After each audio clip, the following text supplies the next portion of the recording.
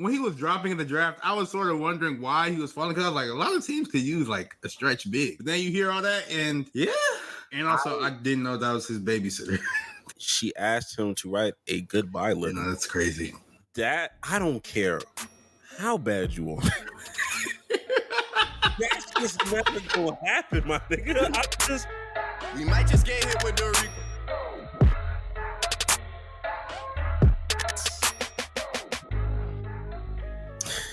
Yeah, at some point, that nigga talk group is gonna have a day. It's gonna have his fucking day. I ain't gonna lie to you. Dumb niggas are starting to get out of hand. Dumb niggas, you know what? That's why on Twitter you just have to go to the not for you be having all that stuff like that. What's the other one? Like following? Yeah, you just gotta be on that side, bro. You know what? You click on the other side, it's a war. It's a battlefield. You know what? I won't make it a hot take. This will just be the first thing we talk about. Cause I gotta show you this, bro. This is insane. Like it keeps getting worse, brother. Like it's bad. It's bad. And I'm glad we started the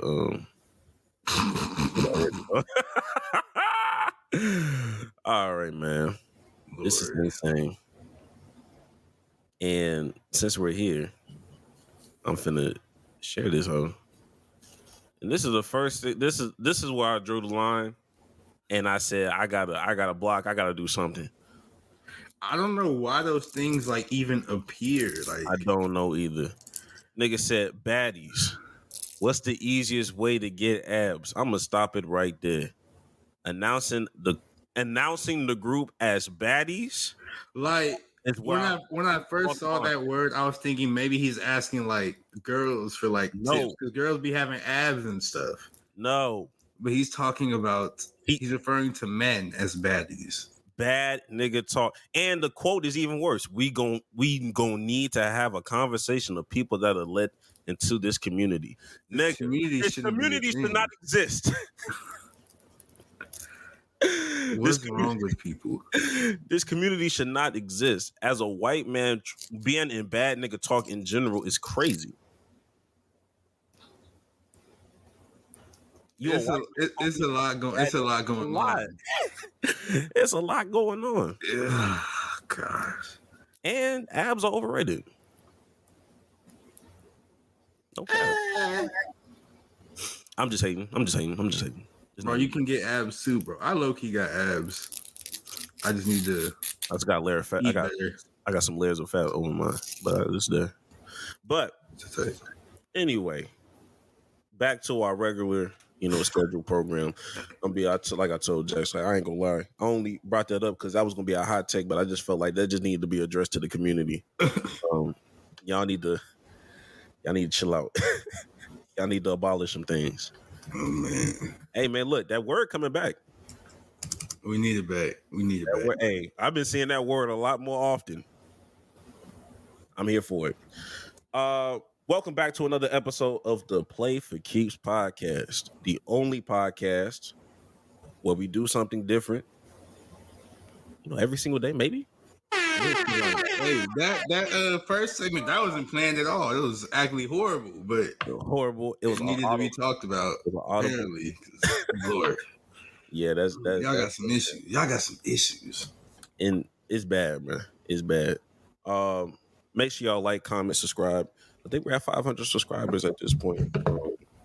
Congrats to us. You know what I mean? Keep liking them up. 500 on what? YouTube? Or we're approaching.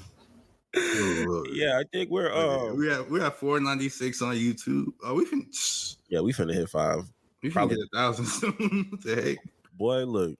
We almost had 1,000 on TikTok. Oh yeah. Like we less than 100 away on that one. Yeah, I think it's at 901, so we close. Instagram a little slower, still only 311, but still. It's a slow grind. Instagram. It's a slow grind, but hey, they be giving us bangers every once in a while. So yeah. I still don't got notes on my personal Instagram, bro. Really? I have no idea why. Even like if I switch to the podcast account, the notes are there. If I'm on my account, they're not. I have no idea why. It's a bit. It's crazy. I have no idea why. I mean, You don't seem like a nigga that would use those anyway, though. I just want to know, like, what is it for? Oh, niggas just be. I just feel like it's another way to just tweet. I guess. I don't know. But either or. And, of course. Do you need some money? Hey, yes, we do. Do you need some money? We sure do. I just want to make sure that y'all all. Do you need some money? Yes, we do. Link will be down in the description below. Had to switch it up. You know, I hate you for that.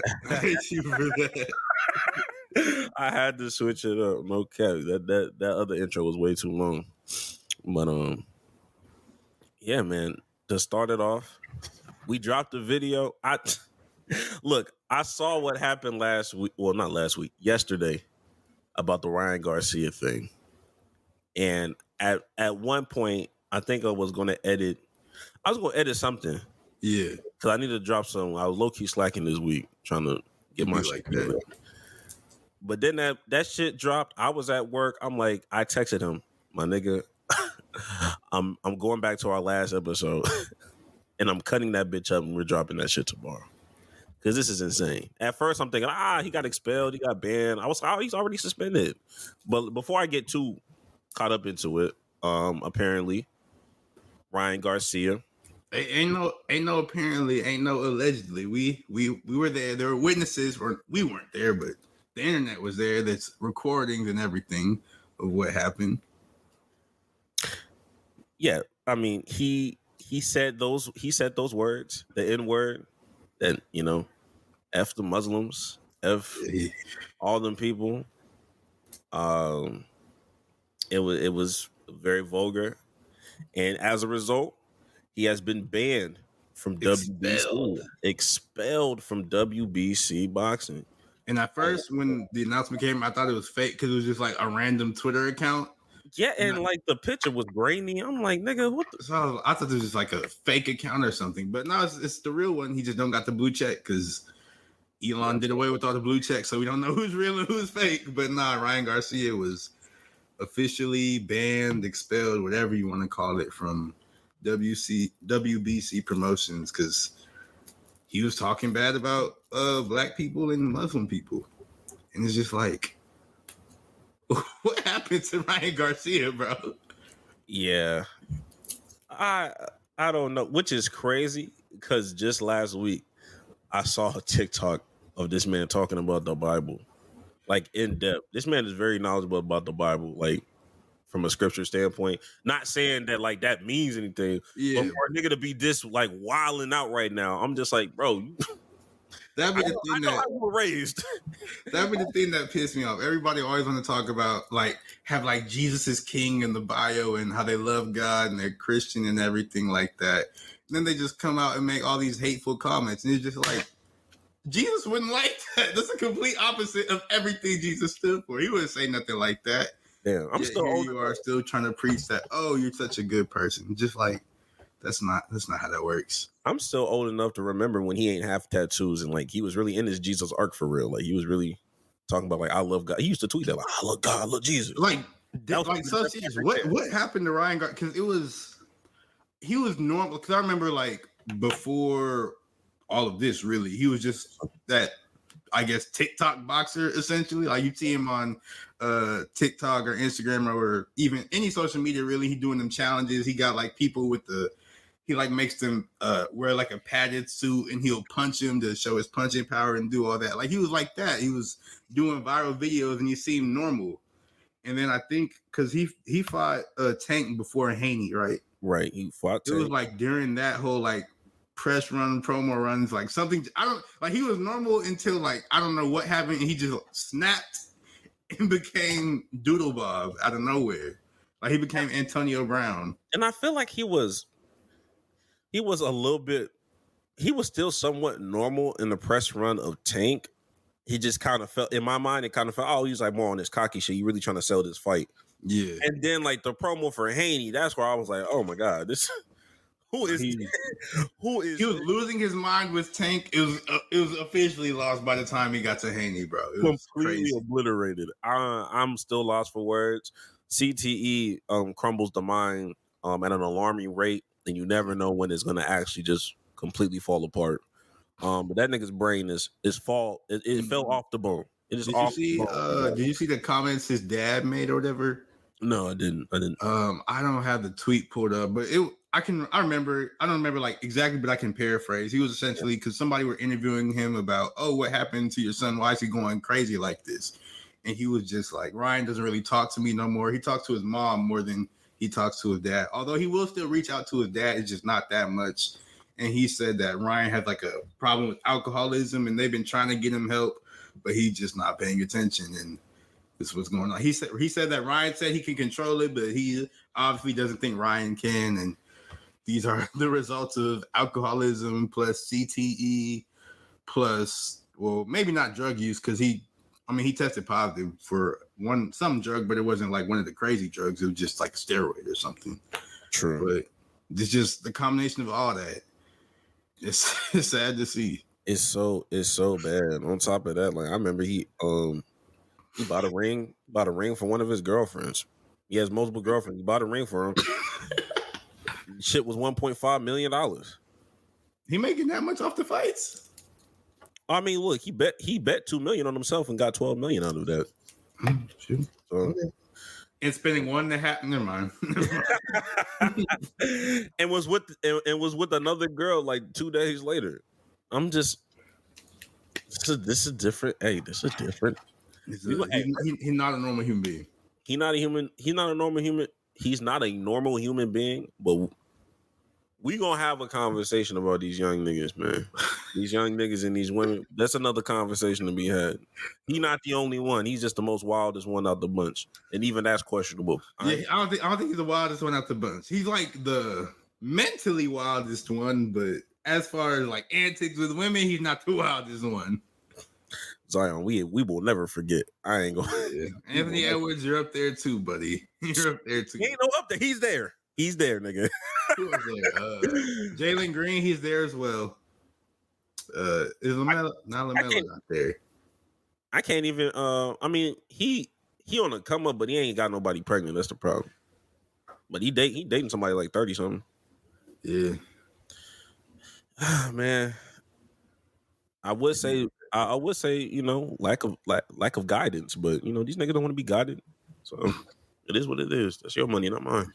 Hey, speaking of young niggas, and we got to get into some real draft talk, because we mentioned the draft last episode, but we didn't really get into it. Absolutely. But to really, if we really want to talk about young niggas and relationships. Oh, Filipowski, we're watching you, buddy. I don't remember his girlfriend's name or whatever. It don't even matter, yo. But, that's a fucking crazy story. Listen, let me see. Let me see if I can find the video to. Oh my God!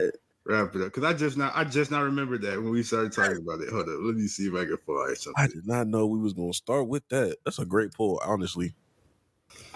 I found the video of Kyle Filipowski, and what is going on with this man? So here's a video that will illustrate everything going on, put it in much better terms than we ever could. You can see the screen, right, Greg? I can see it clear as day. And here we go. We got a super weird story coming out of the NBA draft involving Kyle Filipowski, the 7-footer from Duke, who plummeted in the NBA draft after people found out that he was groomed by his Mormon girlfriend, an older woman who used to be his babysitter. He's 7 feet tall. He can dribble, pass, and shoot. NBA team, they had question marks about his girlfriend being so much older than him. Why was he estranged from his family because of this? And when they asked him about this situation, the answers they got weren't satisfying. Now, Kyle is 20 years old. His girlfriend is 26 years old. Certainly not the craziest age gap I've ever heard. Hello, Bill Belichick. But it started to get weird when an account named Becky Filipowski, saying that she was Kyle Filipowski's mother, says that the girlfriend had a 3-year endgame and was grooming him when he was still in high school. That's when Kyle's older brother Daniel chimed in, saying that the story's been pushed under the rug for nearly 2 years and that it's Mormon grooming and brainwashing. Now, again, 20 and 26, not the craziest age gap you've ever heard, but the problem is that they posted pictures in 2017, which means that was 7 years ago. So that was when he was like 12 or 13 years old. Oh. Like, you're a 24-year-old woman and you're going to your high school boyfriend's prom and it's the kid you used to babysit. I think the biggest red flag is that she forced him to cut off his family and write them a goodbye letter. I don't care who you're fucking, but the fact that you can get brainwashed by your girlfriend like that, that's not a guy I want on my team. So all the NBA teams got scared away except for one. The Utah Jazz. You know they don't give a shit about this. Bring your 30-year-old girlfriend and a couple more sister wives. You guys can all soak together. Just hit the floor, big fella. Good Lord. Good Lord. And also, I would like to say, the guy in that video, he said she was 26, but in his mom's tweet, it said the girl was 28. So that's even worse. And when he was dropping in the draft, I was sort of wondering why he was falling. Because I was like, a lot of teams could use like a stretch big. Like, he's not bad. He was ranked to go possibly lottery, maybe a little bit after that. And for him to fall all the way to like I think it was like second round. Yeah, like the 32nd pick or something like that. He's in the second round is crazy. But then you hear all that and yeah. Bro, I'm not gonna lie to you. And also I didn't know that was his babysitter. I didn't know that was a babysitter. I did remember that. What I did not know was that she asked him to write a goodbye letter. No, that's crazy. That I don't care how bad you want. That's just never gonna happen, my nigga. I'm sorry. That's wild. I mean, all this shit is wild, but that right there, yeah, I can't have a nigga like that on my basketball team. Bro. Goodbye letter. And then you seen the pictures. He was at the Jazz. I guess the Jazz, they took him to like their little store or whatever in the arena, and they gave him a Karl Malone jersey. I'm like, come on, man, very fitting. You can't do that. He's right at home, right at fucking home. Mm-mm. Yeah, and the real issue is that this nigga's gonna ball, bro. Like this nigga gonna hoop his ass off, bro. That's the problem. Like, I won't be able to talk as much about it because there's gonna be a time in this Ricky, or maybe even because they shopping Lori marketing. This nigga, and Walker Kessler too. So he might have a green light. You gonna see a 30 and 15. You might see a 30 and 15 before Christmas, nigga. So, yeah, I don't know. This is worse than the Giddey situation, honestly, being honest with you. Like, even if the Giddey shit was real, like, all the way, like, factually, and I feel like it's still worse. This is people bad. Crazy. Kyle needs help. Somebody save him. He don't want to be saved. And I think, let me stop, because I can't speak on shit like this without being insensitive. I'm gonna just leave it alone. Yo. Oh my gosh! But that was we talking draft, so we had to go ahead and get that out the way. Now let's get some real deal draft opinions. And I want to go first because my first thing I want to say on the draft is I have no idea if Ricochet, number 1 overall pick. I have no idea if he's good or not. I don't know if he's going to be good. I just know they drafted him first. I really don't know if him or Sarr is going to be good, to be honest with you. I think I don't know how good they're going to be. I'm going to be honest with you. I don't know how. What I am confident about is that Alex Sarr will be better than Ricochet. Why do you say that? I just feel like Alex Sarr will be a better player than Ricochet. And I feel like Ricochet has he's good talent. You know what I mean? He's a good player. All the intangibles. I'm just very intrigued on how he's going to be utilized in Atlanta. Not saying he's going to be bad, but it's just kind of like, okay, like, where is he going to be put? You know, he going to be that 3. I don't know. They've been messing up on threes, bro. I don't know. They've been messing up. Look, if I'm being honest, they've been messing up on every position that's not point guard. So I can't even say the power forward has been great or the center has been great, but they've been looking for their Cam Reddish for the longest, and it's just not been. Because that's what everybody in the NBA, they all want, that versatile wing that can shoot, that can defend, that can dribble the ball. But that's much easier said than done. And I'm gonna be honest, I feel like that prototype, like, of player is so overrated now. Like, it's becoming overrated to just hunt for like those 6'8" switchable kind of things. It's just like, okay, like when Toronto was doing, I'm like, my nigga, please. You're not going anywhere with all three of these niggas, bro. Huh?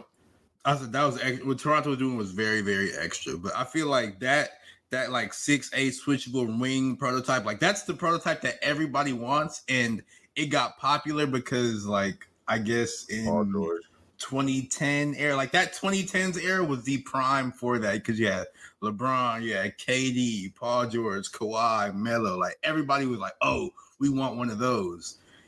And I think that sort of is becoming, not obsolete's the wrong word, but it's just not. You can't find that. We've regressed back to the average. You can't find that anymore. They're not making players like that now. And so I think a lot of teams are sort of shifting towards, we want that big who can shoot instead. And you can sort of see that as evidenced by the draft with Sarr going second because they want, and he was rumored to go first because of that. Then you had rumors about Klingon and question, can he shoot? Same with Zach Edey, question about his shooting. Same with the one who's getting groomed, who we just talking about. Kyle Filipowski, he can shoot as well. So I think that's what teams are sort of looking for now. But there's still that desire for the 6'8" switchable, but I don't think that's happening anytime soon. If I'm being honest, like I think it was an emphasis. It was an emphasis more this year about the bigs because that's what they had to work with this year. Mm-hmm. But I do feel like in a perfect world, they still looking for them big guards. Big guards is their priority. A Luka type, a SGA type of like 6'7", 6'8" that can dribble and run your offense through. And then a shooting big, like that's going to be important, and that's going to be something that you look for, especially high in the draft. I just don't think we saw an abundant amount of, big guards this year that we feel, i.e. why niggas are talking about what's the nigga name? What's that white man's name? Reed? No. Next year's draft. Flag. Cooper Flag. Yeah. They're already on that hype train. You see, when we start talking about like shooting bigs, you see how we start having these narratives of, man, it's a weak draft class. I can't. We can't find that one. Yeah, because we know what you really want. You don't care about these shooting bigs like that. Like they're cool, and I feel like in their mind, there's a higher chance to getting a shooting big that's quality in your rotation than it is to get that. Because it's hard to get that big guard style because you might get somebody who has one of the tools, but they can't put all three together. Like, oh, he might can shoot, but he's not a good defender. Or he's a good defender and he's an athlete, but he can't shoot. Or he can defend, he can shoot, he's an athlete, but he can't pass, he can't run the offense, he can't dribble the ball, he can't put it on the floor. So it's just all those things. Yeah, so it is what it is. Like, I get it. One of the biggest things I had for the draft, a lot of people, I won't say a lot of people because I'm not going to say that everybody cared, but I wasn't mad at the Reed Shepherd pick. I know that people had questions about it. I know people was like, number 3. I'm just kind of looking at the team at hand, and they needed shooting. I'm not gonna lie. When I saw that nigga had 50% from 3. I'm like, shit, even if he has a slump, that slump goes down to 40, and that's still a good shooter. We're not asking that nigga to do every single thing. We're not asking that nigga to run the whole offense. He's athletic, surprisingly, as a white man. I think they said, like, his family was like I know his dad played college basketball, was really good as far as the NCAA, and I think his mom was, like, volleyball or track or something like that. So he is a very athletic family. Yeah, he's a very solid dude, clean cut dude. I don't know how long that's gonna stay while you're in Houston, but it is what it is. But they keep talking about this nigga's like height. Like, nigga, he's 6'3". That's normal. Like, nigga is 6'3", but that he's 6'3" and he's athletic and he actually played solid defense. So I think Reed Shepherd. I think the Rockets are bad. Let me get that out of the way. I think the Rockets are gonna suck this season. But I think Reed Shepherd, I think he's going to be good. I think he can get Rookie of the Year, like, honestly. Hey, look, that shit a real toss. It's a toss-up for anybody, nigga. There's no clear-cut nigga that I'm like, oh, that's also true. Ooh. Yeah. Gotta watch out for him. Because what if they misutilize Alex R? Like, I don't trust Washington enough. And Washington, they just signed Valanciunas, so they're gonna have Sarr playing a lot more forward than they probably anticipated. Wasn't that his biggest gripe for Atlanta? What do you mean? There's bigs in the way. That's why he ain't fuck with Atlanta like that. I think I heard that it was just like his agents didn't want him to go to Atlanta. He didn't really care. And that nigga resided in. Yeah, and he lived in Atlanta too, so that's kind of that whole situation was weird. Yeah. Other than that, Dalton Knecht, I think was going to be a good. Yeah, I like that pick for the Lakers. I like that pick. I also like Rob Dillingham going to the Timberwolves. I think the Timberwolves had the best draft because Dillingham and Shannon. Because I think Shannon is good. Like I think he's going to be really good. And the Timberwolves, they needed players who can go get their own shots because that was the main thing about them last year in the playoffs because he could get his own shot, but no one else. I mean, Cat could sometimes, but Cat was Cat, so he'd be doing that. But nobody else could really generate their own offense. So with Shannon and Dillingham, there's two people who can do it. So I think they're really gonna cook with him, and especially learning behind Mike Conley for Rob Dillingham. Like if he learned for real, he's gonna be good. I think he's in a great situation. Although I was biased and I thought like that Dillingham Wemby connection was gonna be crazy. Like Dillingham, is it Castle, right? Stephon Castle. Okay, Dillingham, Castle, and Wemby. That was going. Hey. If you could combine Dillingham and Castle, that would have been like the number one pick. But you can't do that, so there's that. Yeah. But I think Dillingham and Castle with Wemby, that would have worked perfect. But it don't matter because they're still.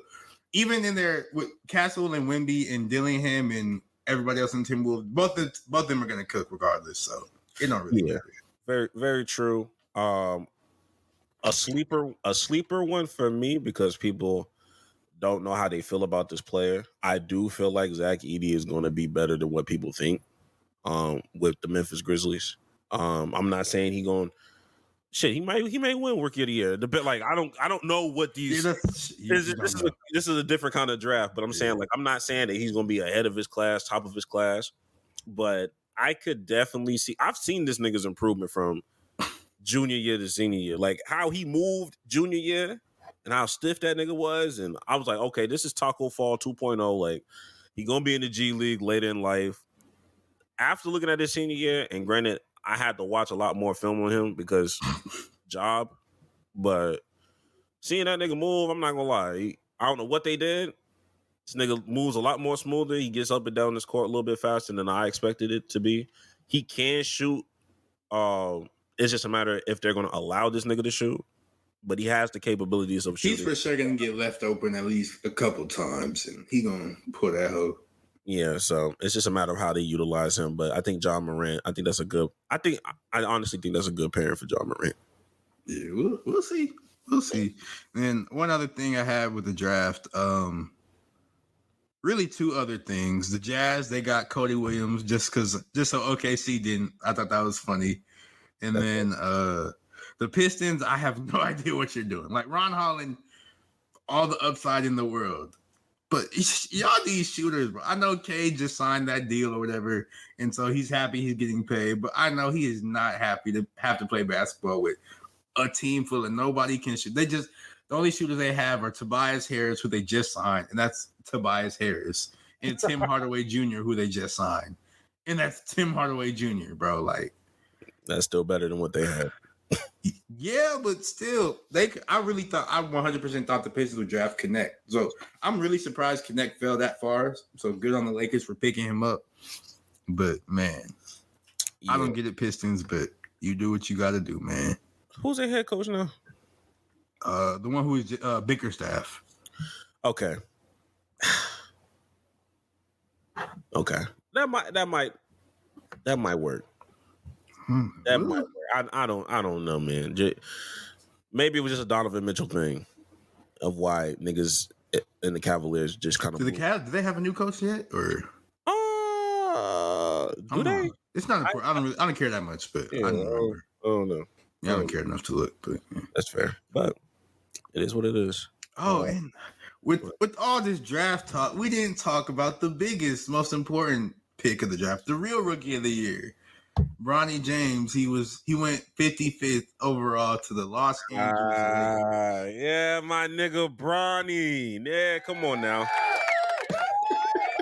Hey man, congratulations, my nigga. That's crazy, man. Shout out to Pops. Lord, how did you feel about the whole Bronny James to LA thing? Well, at first, I really was starting to shut the fuck up really quick, like, cause I was one of them niggas that was like, he need to go back to college. At some point, I knew, hey, he gonna get drafted. Like, even if he doesn't, stats aside, this nigga name is LeBron James Jr. Somebody will scoop this nigga up and he will get drafted. He will not leave these 2 rounds without getting drafted. And then once I start seeing people like Phoenix and Dallas show interest, I was like, okay, he's definitely getting drafted. But it wasn't until Rich Paul, I started seeing that Rich Paul news that Bob Myers dropped talking about don't draft Bronny. He'll go to Australia if he don't. Like, man, shut up. No, that's when I was like, man, I see what you're doing. I see what you're doing. And I, as a fan of the sport,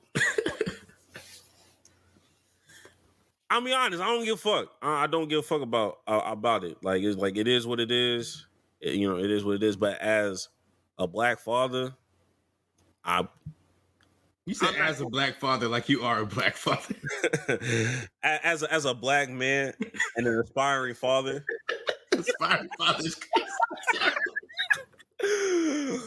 I'm not mad at nepotism. I'm not mad at nepotism, okay. Oh Lord. I'm not mad at it. That's crazy. I wouldn't want to hoop with my son like that, but hey, if that's a dream, that's a dream, nigga. That's how I feel about it. But you're not mad at nepotism, but I am, bro. As a fellow aspiring father. No. Let's specify. I don't have a problem with put black in front of that. Black nepotism. Now continue what you got to say. I have a problem with all nepotism because, like, well, it should, all the stuff should go to people who deserve it. And I'm not saying Bronny didn't deserve it. I'm just saying that's how I feel about nepotism in general. But this whole I was telling you, this whole shit is a fucking Goofy movie, bro. That's literal the plot of the Goofy movie, which I think low key both of them, because in the first one, Max was tripping or whatever, so he was getting in trouble, and Goofy got mad and said, "You know what? You're coming with me on a road trip, and we're gonna do whatever." And that's Bronny got caught smoking weed. Now LeBron mad. We going on a road trip. We doing this together. Then in the second one, I think Max went to college, and he was doing good or whatever. And then Goofy, he enrolled into college, and that's exactly what's happening. Bronny going to the NBA. LeBron like, hey, be on my team. Like, it's the same thing. This is just Goofy movie, bro. This is so stupid. And like, I know LeBron, and this is amazing for LeBron. Like, every time I see the pictures like this, I'm just like, damn, like, this is what it's all about. Like, for real. But, and I know he wanted to play with Bronny, but I just know Bronny does not want to be there. Like, yes, he wants to be in the NBA. How you know that, though? He don't want to play with his dad. Because every time they ask him, he always be like, oh, man, I really thought about it. That nigga lying. You know, like, how he supposed to be on the road trying to get hoes and LeBron just there? Like, that's odd, bro. Like, he not know, but I don't think he's like gonna be like all up in that nigga business all the time. I feel like, bro, like, you know what? I retract that statement. Even if that's the case, I don't really mind. Because it's just it's too many young niggas out here just fucking up. It's too many young. If there wasn't so many young niggas doing what we've seen, I would have been like, man, Bron, chill out. You know what? Bron, do your thing, man. I ain't gonna hold you, dog. They're gonna turn all of them into aspiring fathers, bro. Like, this is Bronny don't need to be no aspiring father right now, bro. I just think I'm glad Bronny's in the NBA. I do think he should have went back, but it is what it is. I just don't think. Come on, man. You saying but at the same time, that shit gonna be magical seeing that Bronny to Bron lob. No, it's going to. I know that Bronny, he's gonna spend most of the year on the G League. Well, probably when the Lakers start to get that was NBA Centel. That wasn't no real shit. G League one that he would spend most of the time in the G League. Yeah, that wasn't real. But like I said, we'll see what summer league prepares us for. I know that the first game is against the Rockets, so I'm going to be watching anyway on the 14th. Of what, July? Yeah. Yeah. Dang. Approaching very quickly. Yeah, I didn't realize. Shoot. Shit, the Olympics going on. You know what I mean? Well, basketball Olympics about to happen soon. Like, extremely soon. I didn't realize that. Golly, this summer low key been moving, bro. Like June was like this, bro. And now I feel like July finna be over, and it's only like the 5th day of July. I feel like July finna be over too. Bro, just yesterday it was July 27th. I was just talking about Juneteenth like 2 days ago. I don't know what's going on. This is crazy. But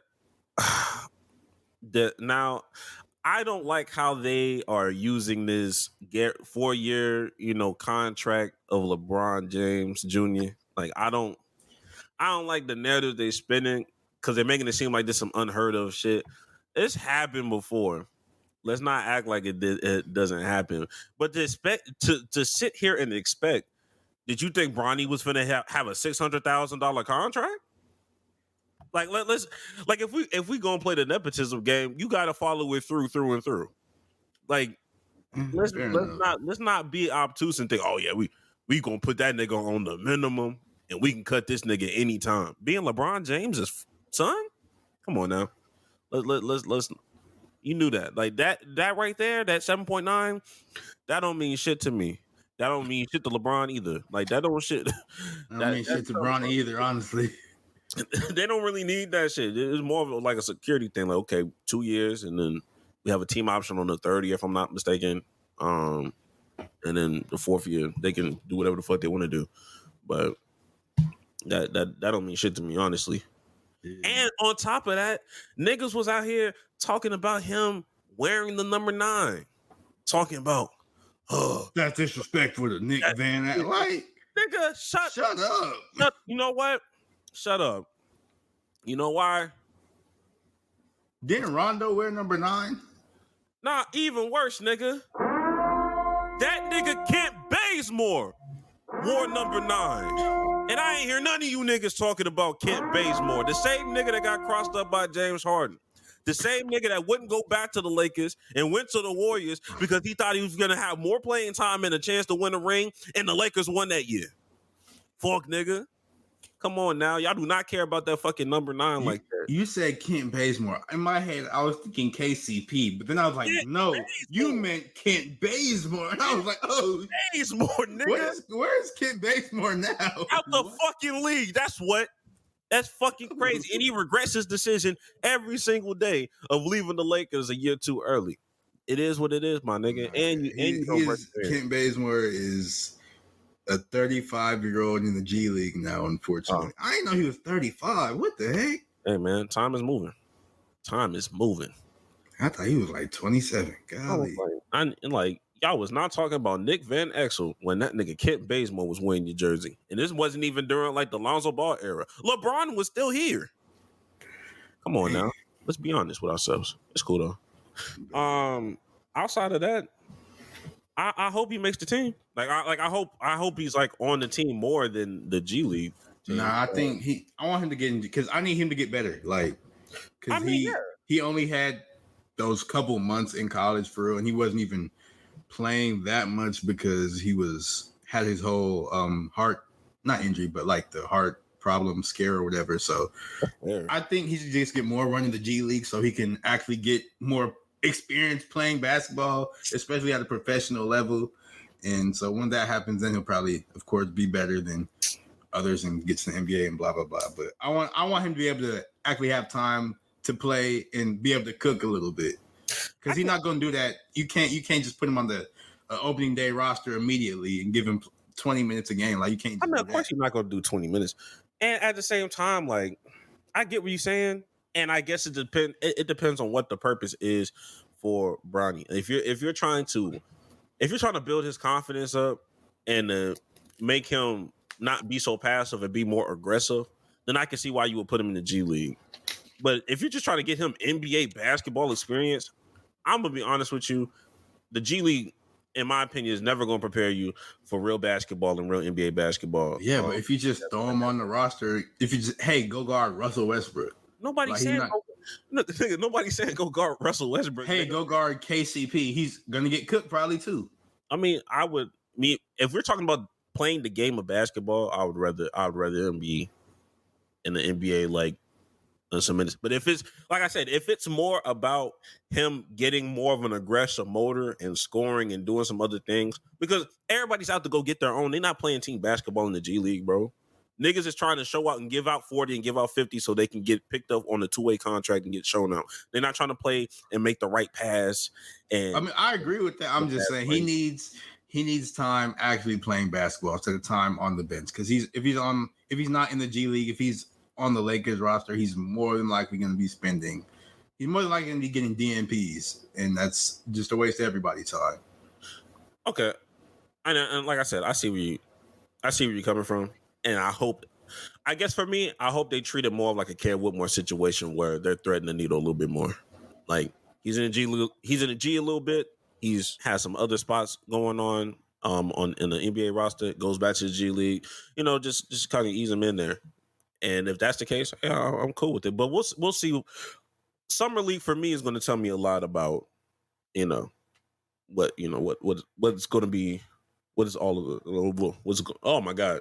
Never mind. I don't care no more. Let's move on. Anyway, that's enough draft talk, as you can see. Now we gotta move on to the rest of the offseason because it's too many trades, too many free agent signings, blah blah. It's a lot going on. But the first domino to fall, I guess the most important thing is the biggest thing rather is the Dejounte Murray trade. He's been traded from the Hawks and he is now the point guard for the New Orleans Pelicans. As part of the trade, the Pelicans, they sent 2 first-round picks, a 2025 pick and a 2027 pick to the Hawks for Murray. And then Larry Nance, EJ Liddell, and Dyson Daniels are also going to Atlanta as part of the deal. And I'm not mad at it. I'm not mad at it, honestly. Because the Pelicans, they need a real point guard. I think they're gonna try to do something with CJ McCollum, probably try to move him, or make him a 6-man or something. I don't know. Because he can't really defend. He's getting older now, and he's a smaller guard. So they got themselves a real point guard who's better on defense. The Hawks, they got Larry Nance Jr., who they need another big man. They've got EJ Liddell and Dyson Daniels. I know Dyson Daniels, he can defend, and that's exactly what they need with Trey. So I'm not mad at this trade, especially with the Hawks. They're trying to do like a quick little like soft rebuild or something like that. So I think it's going to bode well for both teams. Look, call me a casual. I just do not give a fuck about this trade, man. I'm not even gonna lie to you. Like I was gonna try to fake it and be like, "Hey, yo, You cared about the Nets one though? What do you mean this? What do you mean? When the Nets did all that. Wait, no, who was it? Who was that one? Mikal Bridges trade that just happened. Yeah. No, I just thought it was kind of crazy to have 5 first-round picks for a nigga. I don't really care about him going to the Knicks as much. I'm like, damn, 5 first. Who do these niggas think Mikal Bridges are? That's more where I was coming from. I'm like, damn. It's a lot. Like, am I just devaluing or overvaluing first round picks? That was more of my thing. This right here, I'm not gonna lie to you. And granted, it's different because they're in the East and we're talking about the Western Conference. I ain't gonna lie to you, man. None of this shit matters to me unless I'm seeing Zion in the postseason. I ain't gonna hold you. If Zion is not healthy and playing in the postseason, and I like, look, he did better this last. I'm not trying to down Zion because he had a better season health wise this go around. Just a freak accident. Fuck that nigga's foot up or hamstring. I forgot what it was. It was a lower leg thing, and then he was out of the plane. As soon as he hit 40, he was out. So no credit to him. But it's just like, man, all these moves is cool, but Zion is that X factor when it comes to postseason performance. Like, I really could care less what these niggas bring in because I think they would have been just as competitive with the roster that they just had going into the playoffs if Zion was healthy. Not saying that they would go and win a championship or go and get it to a conference finals, but it definitely wouldn't have been a sweep. And it would have been experience for Zion, and I think experience is the best lesson for all of these people anyway. So I just don't think any of these moves matter to me until I see a healthy Zion for a full season. And I don't know if I'm going to get that. I mean, I feel like you could say that about any move, though. You can say that about any move because you say, "Oh, it doesn't matter until they get to the postseason." You can say that about literally any move, though. No, but I'm not saying. I'm saying there's a difference between getting to the postseason and seeing you healthy at least once in the postseason. Like, I would like to just see Zion in the postseason healthy, playing once. I mean, everybody would, but this trade is insurance for that. It's hopefully to help him get healthy. I mean, help him stay healthy because you have a Dejounte Murray that can sort of take off the load a little bit, and you think, and also help him just play better. So, you think Brandon Ingram can do that? Brandon Ingram is still on their team. Exactly. I'm saying, like, I feel now like you have another player that can help. Now you have Brandon Ingram and Dejounte Murray. Although I do think Brandon Ingram's not going to be there that much longer, but still. Look, like I said, if Zion is healthy, cool. Like, this is cool, bro. Like, this is decent. This is a nice trade, and you know, I'm a fan of Dejounte Murray. So I don't know what Dana has his own different things about Dejounte, but like, I'm a fan of Dejounte. I'll be wanting to see that nigga succeed. See, Seattle native, but I looked at that move and I'm just like, okay, like, it really didn't do much for me, man. I ain't gonna lie, it didn't move me for real. But yeah, that's that on that trade. But more stuff has happened. Really not well, there's been a couple of trades, but this isn't a trade. But Paul George, he's officially left the Clippers because he wanted that max money. They said, nah. So he went to the 76ers. Yes, the Philadelphia 76ers. And he's going to be their number 2 option behind Joel Embiid, I guess. It's going to be him, Maxey, Jared McCain. Jared McCain. And Andre Drummond, because they just got Andre Drummond, although that means nothing. Rebounding machine. Yeah, I guess. But hey, Paul George to the Sixers. I'm not moved by that move at all. Like, they're going to be great in the regular season like the Sixers always are. You know, they got Paul George. He's going to be great in the regular season too. And then the playoffs are going to come and somebody's going to – I mean, I don't want them to get hurt, but it seems to literally always happen. So that move doesn't – it does nothing for me. I'm not going to lie to you. I ain't going to lie. There's certain things Paul George just needs to stop saying. One of those things being, I'm really finna be on my bully. You got to stop saying shit like that. There's no reason for you to say it at this point. When are you going to be on your bully? I feel like he's always on his, like Paul George. We know how good you are. You're a great player. You're good. We know that. You're good. It's you saying I'm be on my bully. It's not gonna It's not gonna help them. Like the Sixers will be a great regular season team. They're not. I don't see them winning a championship just because they just feel like that collection of players is unlike what they have bad plot. They have bad plot. Clipper East. Who you calling it? Clipper East. This is what you. This. I mean, literally, like these past, like historically, they're not the Clippers East, but these past few years, it's literally Clippers East. All these expectations and keep getting hurt. Injury. Yeah, like I don't want Joel Embiid to get injured. Yeah, we don't want any of them to get hurt. It just happens every year, and I can't just ignore it anymore. Like at some point, I gotta be like, I gotta take this into account, bro. And Paul George, like I said, stop saying on your bully. It's fine, bro. We know how good you are, and we kind of brush 2020 under the rug anyway. But with Paul George, a lot of people are like kind of confused about like, y'all just let that nigga walk for free. Like y'all didn't do X, Y, and Z, da da da. And honestly, I can understand why some people would feel a certain kind of way about Clippers not doing X, Y, and Z. But when you look at that second apron, man, when it comes to free agency and basically to keep it short and sweet, the second apron is basically something that is used to damn near punish super teams for real. Like it's not it's not something that it kind of keeps the balance and control of the NBA. So I think some of the penalties, if you're in a second apron, is no mid-level exceptions. Like you cannot sign anybody on a mid-level exception because you have so much money invested in your quote unquote super team that you can't do that. You cannot buy out players. You cannot sign people that were on buyouts. Like anybody that got bought out mid-season, you're not eligible to get them. Your first round picks are frozen for like the 7 years forward. So you can't trade those, which is why you will start seeing things like, oh, they traded for a 2032 first round pick, because that's like one of the more eligible ones that you can do if you are in the second apron. Another thing that you can't do, you cannot take on extra salary, or you can't take on salary during trades. It has to be exact, or you have to like take on less. And finally, the most important one is if you are in the second apron for consecutive years, your first round pick gets relegated to the 30th pick, no questions asked, no matter how you end. That's insane.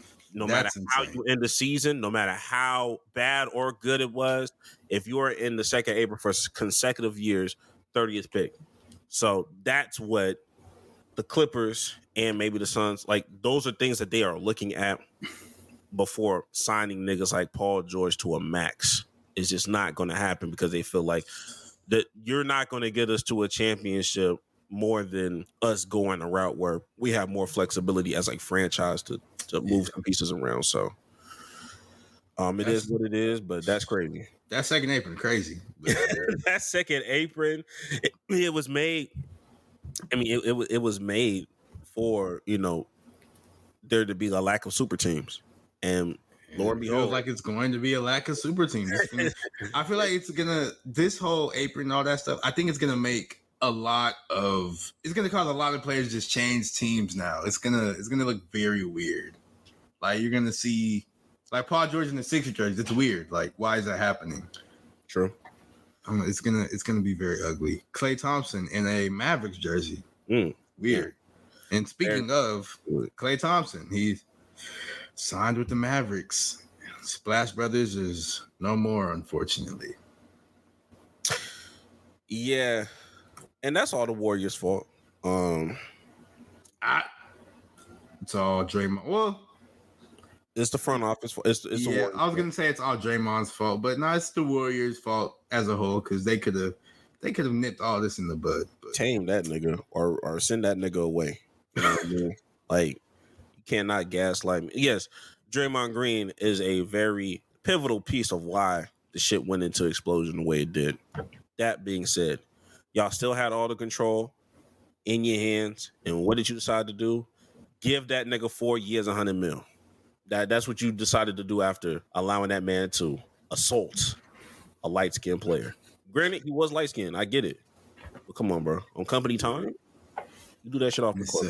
Klay, Klay was trying to make a deal because, as it says right here, his last proposal to the Warriors was a 2-year contract for $20 million a year, and the Warriors were just like, we can't do it. And Klay, he had offers for more money to go with the Lakers as well. And I know his dad, who used to play for the Lakers, really wanted Klay to go there. But Klay said, nah, I want to go to the Mavericks because we got a better chance of winning a chip. Right. And that's an accurate statement. He has a much better chance of winning with the Mavs than he does with the Lakers. So, man, it's going to be super duper weird seeing him in a Mavs jersey. Yeah. And will he even be number 11? Because Kyrie number 11 now. Like, he might change his. It'll be so weird. Yeah, I don't know what his number going to be. I don't know. Because Kyrie used to be 2, and then he stopped and changed it to 11 at some point. So, that'll be interesting. I'm not ready to see Klay Thompson in Mavericks threads, like a sea blue jersey. I just don't really. I've never liked the Mavericks jerseys. I'm not gonna lie. I'm not a Mavericks like jerseys fan. There's not a jersey that I fuck with from the Mavs. There's not even an alternate jersey that I'm just like, No, I think they got like one of like their older. I think they have an old school jersey. No, it's white. I've seen that green. I don't like the old green one they have. No, yeah, I don't know. I don't like their jerseys, but I don't know. Seeing Klay in the Mavs jersey is gonna be weird, but I think if Klay has a little bit something left, then it's gonna go well for them. But the fit's a little odd though, because Luka's the point guard, obviously. Kyrie's gonna be shooting guard, obviously. Is Klay gonna be your 3? Yeah, he can't really move like that anymore. Yeah, I just feel like it's gonna be Because Klay not coming off the bench. I don't think he's coming off the bench. Even if he did come off the bench, I think it'd be better if he came off the bench, but I just don't think Klay's in that. I just feel like Luka just gonna have that nigga in the corner. You know what I mean? Like, I just don't see. Like, he gonna be moving. He gonna be moving around. Nah, but like he gonna be moving around. But sometimes, like, I'm not saying that the offense always stays still, but sometimes Luka do be getting in that bag. He getting a little Harden bag, and it's like, all right, my nigga, we kind of at a standstill. Him and Kyrie really kick it out to Klay with 2 seconds left on the shot clock. Okay, I gotta, Hey, Klay might split that hoe. He might. Hey, old Klay, that's a threat. But I ain't gonna lie. This last season, that 0 for 10. If Klay has anything left, now's the time to prove it. And I think his defense might be shot. His move, he's not gonna be fast and all that, but I think he's still gonna be able to. I think he'll get his shot back a little bit. He won't be like what he was before, but it's gonna be. He gonna have a CP3 resurgence. And speaking of CP3, Chris Paul, the proverbial the point god as they call him. Why'd you air quote that? Because he's not God, bro. Respect that man. Anyways, I'm a CP3. You a CP3 hater, so I don't want to hear it. A hater is crazy. I appreciate his time with the Rockets. What you talking about? Shut up. You're a CP3 hater. No, Anywho. When have I ever hated on him? Yes, you do. What? I said, when have I ever hated on him? We were talking about when we were doing like the point guard rankings, for sure. When? I think that was when Tunde was on. Just because I want Magic Johnson over the nigga? No, y'all called me crazy because I said he was one of them ones. Y'all said I was crazy. I didn't call you crazy for calling him one of the ones. Y'all like, whatever, bro.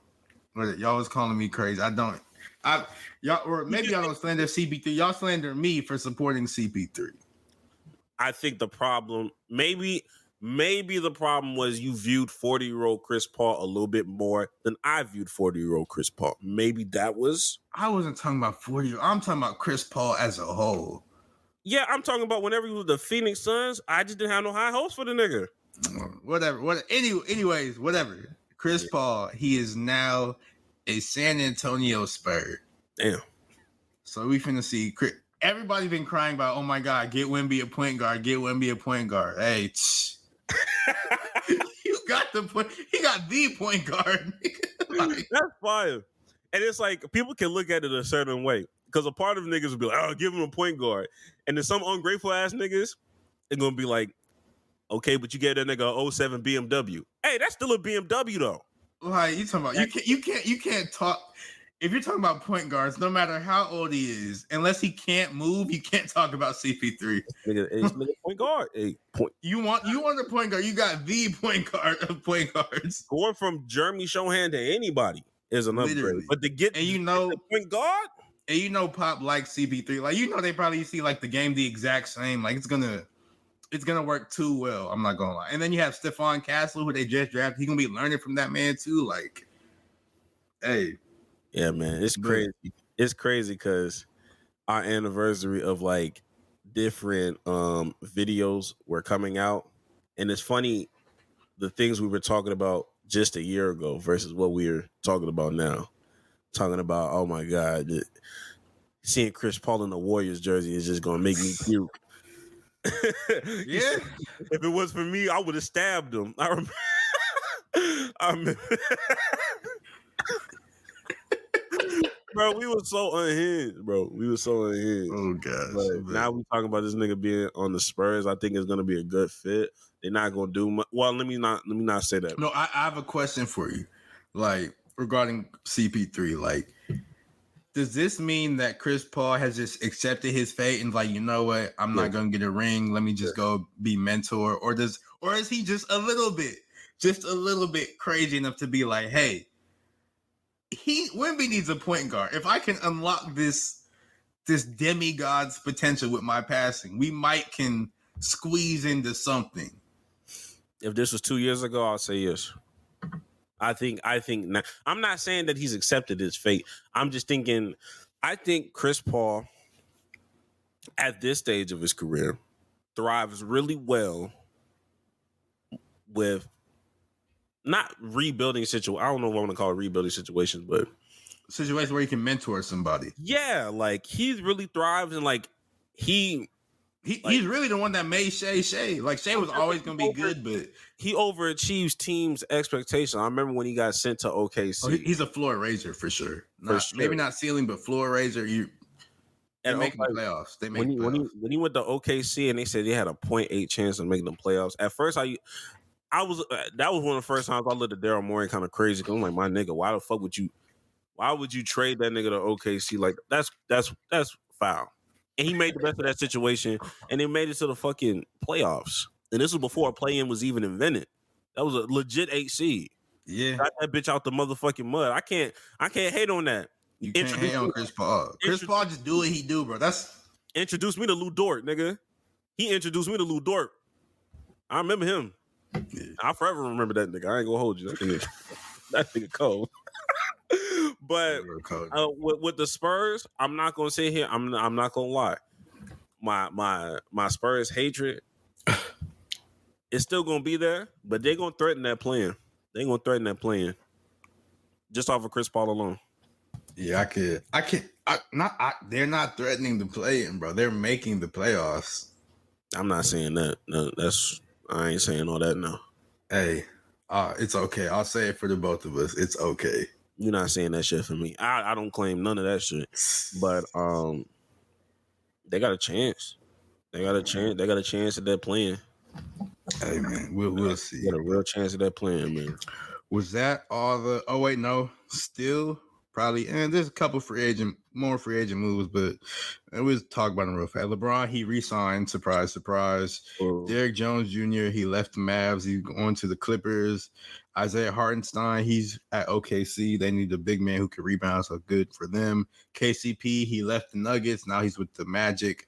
I was really hoping that Paul George went to the Magic, but it is what it is. Kyle Anderson and Buddy Hield are both on the Warriors now. Yuck. DeMar DeRozan, he's in Compton, trying to figure out where his next team will be. And, the Clippers, they went to prison and they broke out all the inmates and signed them to multi-million deals. Everybody except Miles. When Miles Bridges gets there, the gang's gonna all be there. They're gonna put their fists together. Yeah, but who did the Clippers sign? They signed Kai Jones. He wasn't in prison. He was just in. He was just being weird. I don't even want to put Kai Jones in that. He wasn't even being weird. He was just being Kai Jones. He was going through something. You know what I mean? Yeah, I think Kai Jones is normal. He's just a little bit weird. But his grandmother died. You know what I mean? Look, man. You know how black men get with their grandmother's death, man. Like, Kai Jones, he's there. Who else did they sign? Kevin Porter Jr., who notoriously beat on Kaiser Gondrzik of the WNBA. He he had various temper tantrums with various teams, the Cavs and the Rockets. He ended up being kicked out of the league. He had to learn Chinese for a couple months, I think, and now he's back. Weeks, actually. Not weeks. And then who else did they sign? Miles Bridges is interested in signing with them. He's interested in signing with them. Saying that he's a fan of them giving second chances. And this is the same team that notoriously signed Josh Primo. They did just also sign Josh Primo, who has a weird case. The Avengers. Hey. I feel like we gotta ask that question. Does that 5 beat our Infinity Stones? Oh, nothing beating our Infinity Stones. Nothing beating those Infinity Stones. I'll tell you that much right now. Nah. I think Michael Irvin puts it over the hump, yo. I ain't gonna lie. I think Michael Irvin seals the deal. I'm not gonna lie to you. Gosh. That's crazy. But this just goes to show the Clippers, they're an unserious team, bro. They're not winning nothing no time soon. Ever. Not in my lifetime. Hey, I'm gonna get gray hairs before I see a ring from the Clippers. But we done. That's essentially all the free agency. But we have one more thing to talk about, and I need to give Greg his props. He doesn't know what I'm even talking about. I really don't. But months ago, you had a hot take, and I think it's now officially coming to fruition. Damn.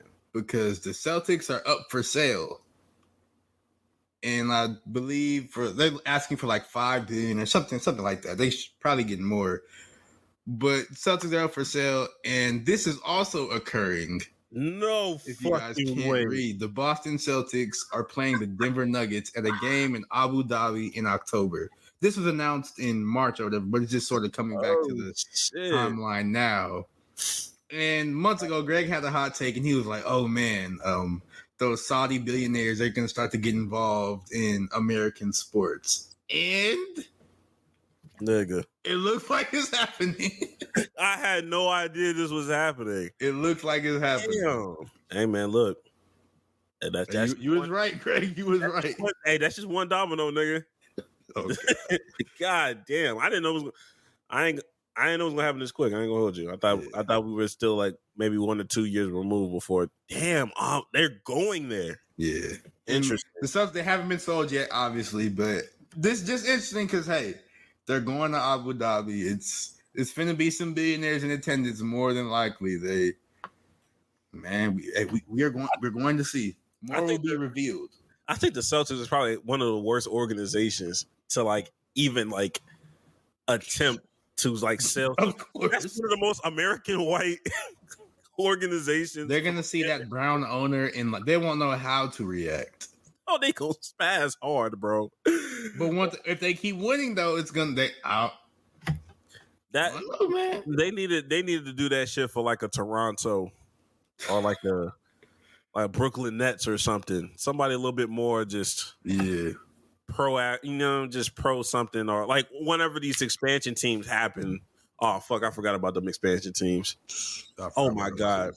That's I was gonna say they need to get one of them to invest in the WNBA, but they don't be respecting women.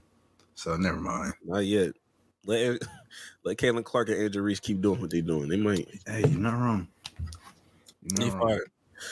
But that'll be interesting. I wonder what time it's going to start. Did it say? Does it have a time? No, this is in March. This was an announcement way back in March, so they didn't even release no time or nothing.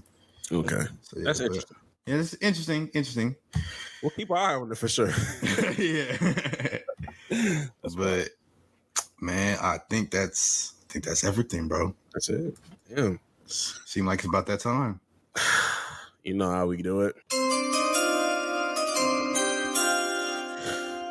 My hot take is that these stat muse accounts, these player stat muses, that we have to abolish them. We have to put restrictions on them. We need to keep it strictly basketball.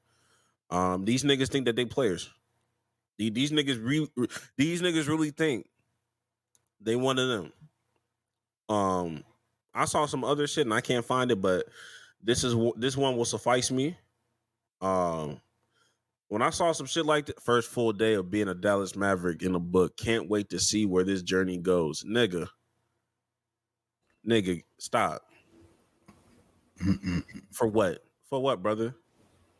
There's no reason. I want to know who these people are. What a time we had. Nigga, stop.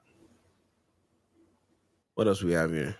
Splash Bros for life. I'm not trying to hear none of that. Good night, Mavs. Good morning, Mavs Nation. What are we doing? What are we actually doing? Come on now. Get off the app. Just met with Kyrie and discussed about my jersey number situation. We're gonna do rock, paper, scissors. Niggas. These are children, bro. These are children. And it's not funny, it's weird. Just talk to Luka and we can't wait to win a ring together. Nigga. Come on, brother. What are we doing? What are we actually doing? Why we need fathers in the homes? We need more than that. I don't think fathers are enough. I ain't gonna lie. Sometimes you got to do double the work. We need fathers and aspiring fathers in the home. and we need coaches. We need leaders. We need the men to be men again because this is. We need the village to start raising our. Please, the village needs the help. It takes a village. It sure do. Get this community, but yeah, this community. I hate the community. That shit was okay for like a hot little minute. It's nice to look up some stats. But I have other ways to look up my stats now. If you know, you know. And looking at this shit, bro, like this is. It's not even. They're not even posting. They talking about aura. They're talking about they're pretending that they play like, bro. Please, can we just not do this? So yeah, I saw a Chet Statmuse retweet, quote retweet, Isaiah Hardenstein Statmuse. Yeah, it just talking about welcome to the O or something. It was bad. No, that was Chet for real who said welcome to the O. Oh yeah, Chet for. Yeah. That's a different conversation. We ain't gonna talk about that. Get them niggas together, Dex. That nobody says that. You know this, Dex. Nobody says this shit, bro. You act like I'm in Oklahoma. I don't know what they be doing up there. Make you a Statmuse. Shut up. Get you tapped in. Anyway, man, play the thing. Let me get my. I don't want to hear it. Oh my gosh. You really get you tapped in for real. Oh Lord. Anyways, shit.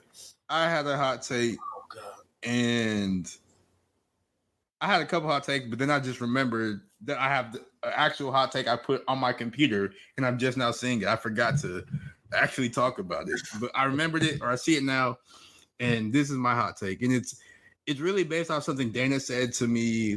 Dana said last episode. He was talking about the Knicks, and he said they're trying to build a team that can best guard Boston, and that's just like Minnesota trying to build a team that can best beat Denver.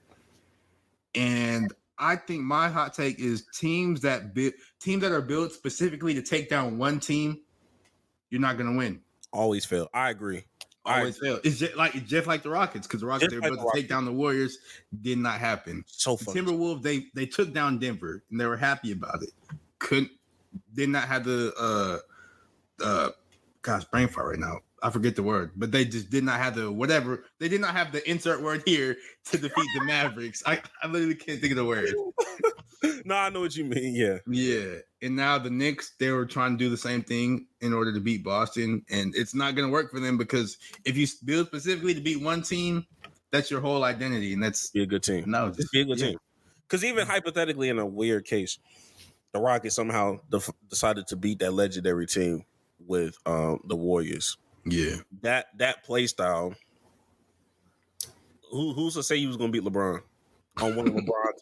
Literally one of, like, is universally known as one of LeBron's best years. Yeah, they wasn't doing nothing against LeBron. You know what I mean? Like, you gonna try to shoot threes with that? Like, that's gonna be a different. You put PJ Tucker on LeBron? It's not. I'm sorry, it's not gonna work. We still had Clint Capella back then, but yeah, I feel I'm like, oh, that's not gonna work either. What? Yeah, you're right. Yeah, and who's stopping Kyrie? Harden or CP3? No. It was gonna be tough. You had Luke Mbamute, Trevor Ariza, Joe Johnson coming out the bench, Gerald Green coming out the bench. Look, it was made for a good series for the Warriors, but LeBron would have been LeBron. And that nobody's stopping LeBron, bro. So yeah, if you build a team to beat one person, it's not gonna work out for you. So I fucking agree. Knicks, it's not gonna work out for you. I'm sorry about that. But you never believed in the Knicks to begin with. So also very true. It wasn't gonna work out regardless, no matter what happens. But not you damn sure not. Yeah, like maybe they could have beat the Celtics, but they, like I said, they weren't gonna get the championship no matter what. So it is what it is. Hey man, I'm be honest with you. I don't know who's winning next year. I have no idea who's winning this. Like if Boston wins again, like it wouldn't surprise me. Like, but I don't probably gonna be once OKC gets Kevin Durant, it's gonna be OKC. Bro. And also, even if OKC doesn't get Kevin Durant, it's probably gonna be OKC. Y'all building a fucking super team, bro. Yeah, that's a team that's gonna be able to beat anybody. Hey, check that. Hey, y'all need to check that them niggas second apron. Go check that nigga second. Everybody on that team is like a rookie, bro. It's getting out of control. These niggas still got like 12 first-round picks. Give them up, nigga. Dog, they don't need a superstar at all. They have everything they need to win. Bro, y'all could give some of them first-round picks to charity and still be okay, nigga. Literally, it's Jesus Christ. It's a great position to be. They drafted Topic. They didn't need Topic. They didn't need a point guard. He's like Josh Giddey except with a deep voice and he doesn't have a weird case. Like he's the same person. Topic's gonna be cold. I ain't gonna lie. Topic's just a solid player. I ain't gonna lie to you. And they didn't even need him. They don't need another ball handler. Everybody in OKC can handle the ball already. The only person who can't dribble on that team is Isaiah Hartenstein, and they're gonna teach him how to dribble because they just got him. Who's y'all last bad player? Bad player? Like y'all draft him, like man, either he was just mid or he just didn't. I don't think they drafted a bad player. I don't know, because even like who was it? Trey Mann and Pokusevski. I don't think they were. Trey Mann is good. He just didn't fit in the roster. Poku just kept getting hurt. So maybe him, but I don't necessarily think so. A bucket though. Yeah, he just couldn't stay on the court. Did y'all draft Hashim to beat? Yeah, he was just on y'all squad. Yeah, no, the Grizzlies drafted the beat, didn't they? Yeah, I know he was on. Yeah, y'all ain't Grizzlies. Who drafted? Yeah, he was drafted by the Grizzlies. Yeah, because I don't think y'all have a bad pick. Yeah, I don't know who the last. I'm finna Google last bad last Thunder. I'm just looking at y'all draft history. Payne Watson, Jalen Williams, Operation Goon. I forgot about Shingun. Oh damn, y'all had Deuce McBride. Y'all took him and y'all. Oh, Aaron Wiggins, I guess. Aaron Wiggins not bad though. He just got re-signed. He just doesn't get a chance to play because everybody else is good. I thought Cassius Winston was going to be good, but y'all routed him to Washington, so that really. Brandon Clark, Terrence Ferguson. I forgot about him. Well, I guess he's the last bad draft pick, but that's just because he couldn't really shoot. He was still a good athlete. I guess it just depends on how you feel about Perry Jones. Perry Jones is good, bro. I'm just asking. It kind of depends on how you feel about him. No, I thought Perry Jones was gonna be the truth, bro. I don't know what happened. I thought Perry Jones was gonna be that dude. Reggie Jackson, forgot about you. Damn. But no, the last bad draft pick. Who is 2014 wasn't that great for y'all, but I mean I wasn't expecting it to be great because these are higher picks, like 21 and 29. Mitch McGary and Josh Eustace. But the last bad draft year was 2018 because they drafted Devin Hall and Kevin Hervey, and those players are not in the NBA currently. True. Damn, you're right. Some of those, I mean, a lot of those got traded, but still. True. Well, it is what it is. Great team. Great organization, great community, and you trade your bad apples away. You know what I mean? You get rid of your Josh Giddeys. Exactly.